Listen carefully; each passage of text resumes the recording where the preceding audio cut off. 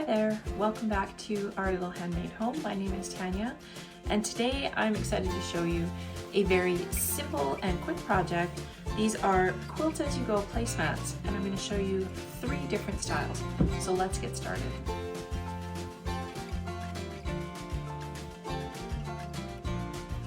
All right, let's take a look at these quick and easy Quilt-As-You-Go Placemats. These are perfect for adding a little splash of spring to your dining room, or really doing something like this any time of year.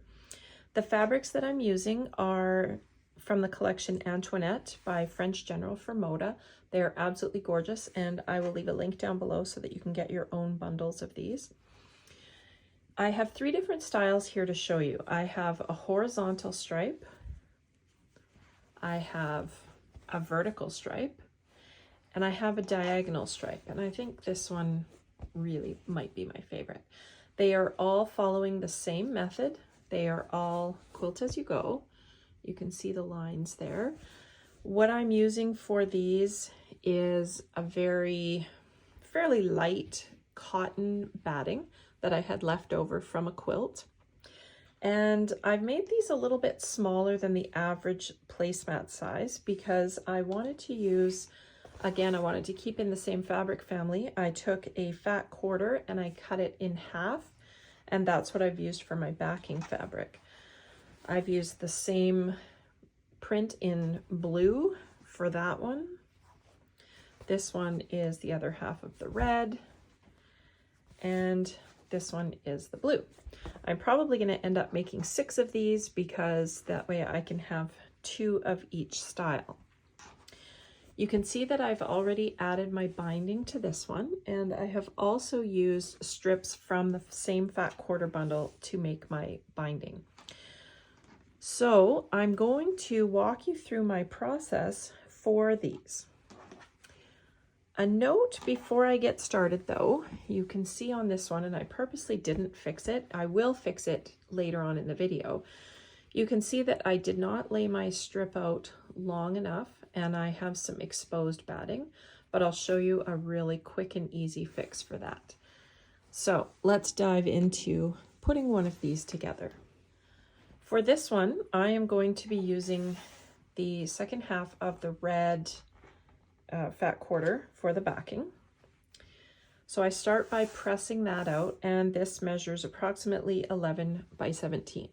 I'm going to take my batting and I'm going to put this wrong side down to the batting, and I'm going to lay it on top, and then I'm going to cut.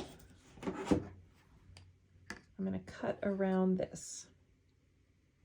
Doesn't have to be exact, but get it fairly close.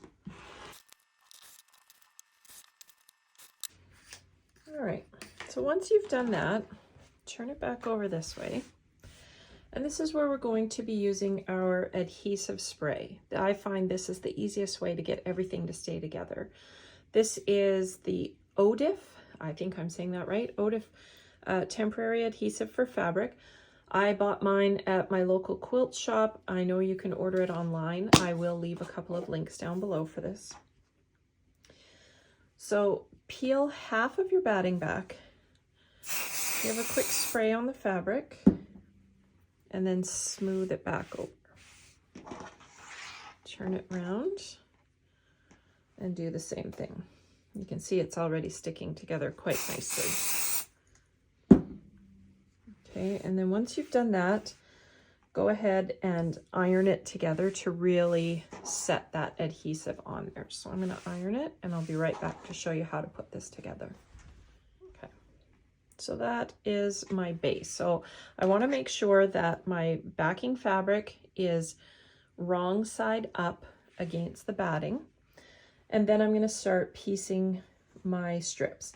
Now these, as I said, these are cut from fat quarters. These are 2.5-inch strips. So if I was doing a horizontal version of this, I'm going to lay the first one, I'm going to align my edge here. I'm going to take my second strip, I'm going to put it over top like that, and I'm going to do a 1/4-inch seam right down here, and then I'm going to fold it open Okay, I'm going to fold it this way. I'm just going to finger press it open. I would take my next strip, whether it's this one or a different one that I choose out of the pile.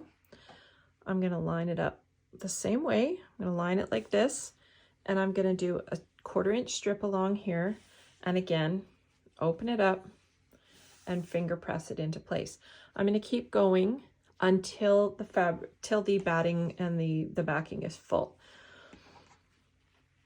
Likewise, if I am working on a vertical strip, I'm going to start on this edge. I'm going to lay this down right side up. I'm going to put this one right sides together. I'm going to run a 1/4 inch strip down here, and then I'm going to fold it open and finger press it. That's as easy as it is. Continue that along until you've reached the edge. As you can see, that's what I've done on this one. This is the vertical strips. And so I've just finger press them open as I go, and then afterwards give them a good press. Okay, it's nice and smooth on the back. You can see the quilting lines, and then it's ready for binding. Okay, so let's talk about how to get started with the diagonal. Now, I have a few different sizes of strips here, but for me, the easiest way to start is by simply marking a 45-degree line, because I like 45-degree angles. Okay, and you do that by lining up your 45-degree line with the top of your fabric. Okay, you can make a little mark.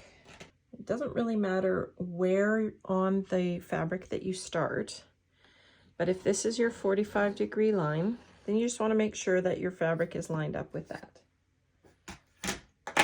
So if this is my starting strip, I'm going to lay it like that. I'm going to take my second one. I'm going to put it over top, right sides together.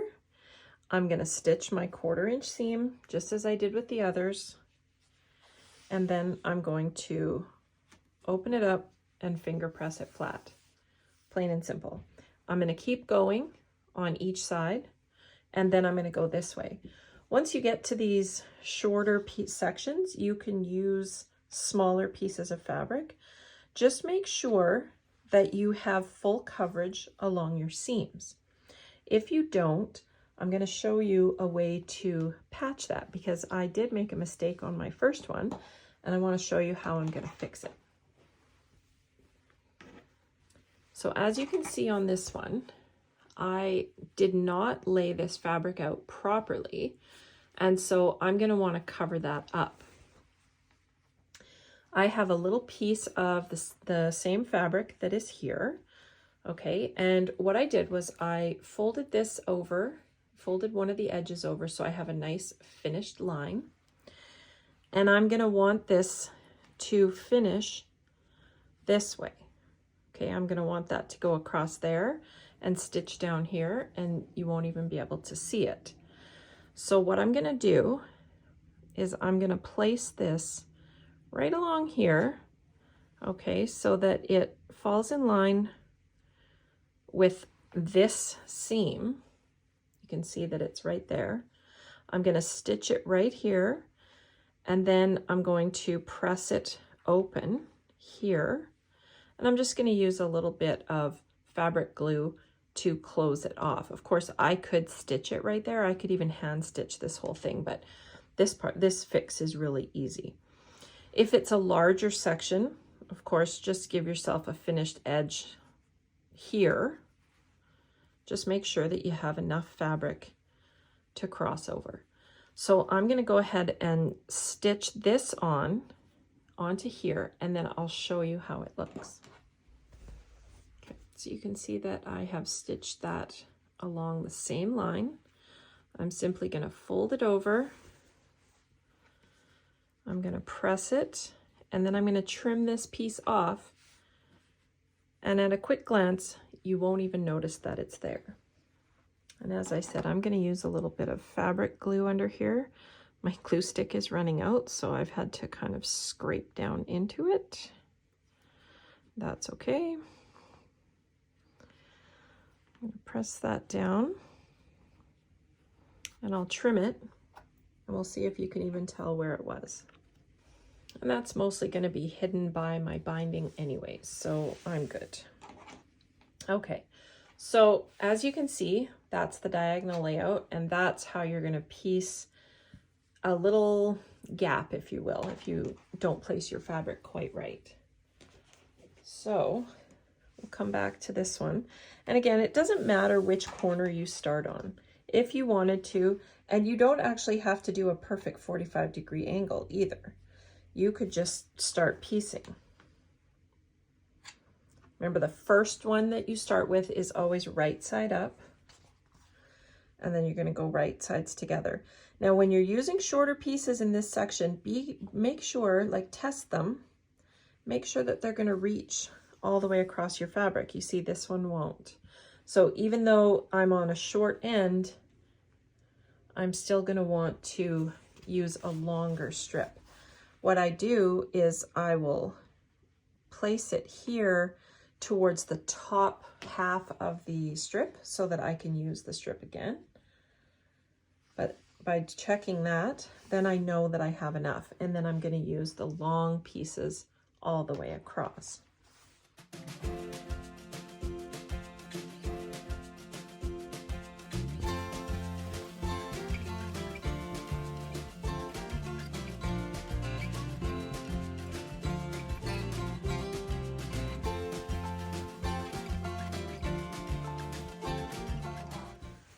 So once you've stitched all your strips on, your placemat is kind of going to look like this, depending on how neat and tidy you keep it. So flip it over to the other side, because that's where it's nice and clean, and then trim off your extra pieces. And then once you've trimmed it off, you're ready to put your binding on. Now you'll notice once again, I have a little spot down here where the fabric didn't quite reach. However, I do know that my binding is going to cover that, so I'm not going to worry too much about fixing it. If you are worried about that and you have the room to spare, you can always trim along the bottom edge just to get rid of that. So once you have finished putting all of your strips on, go ahead and bind it in your favorite method. What I did was I picked out 4 strips that I was able to piece together to use as my binding, but you could certainly do a scrappy binding as well. It would look really good with this type of a placemat. So those are some super quick and easy placemats that you can make really for any time of year, but if you're looking for a splash of spring, especially if you're still getting snow like we are, it's a great way to dress up your dining room in no time. And remember that if you enjoyed this video, please go ahead and subscribe to my channel. Make sure that you turn on your notifications. You don't want to miss my projects that are coming up. And I'll see you next week for the very next Very Merry Make Ahead. Thanks.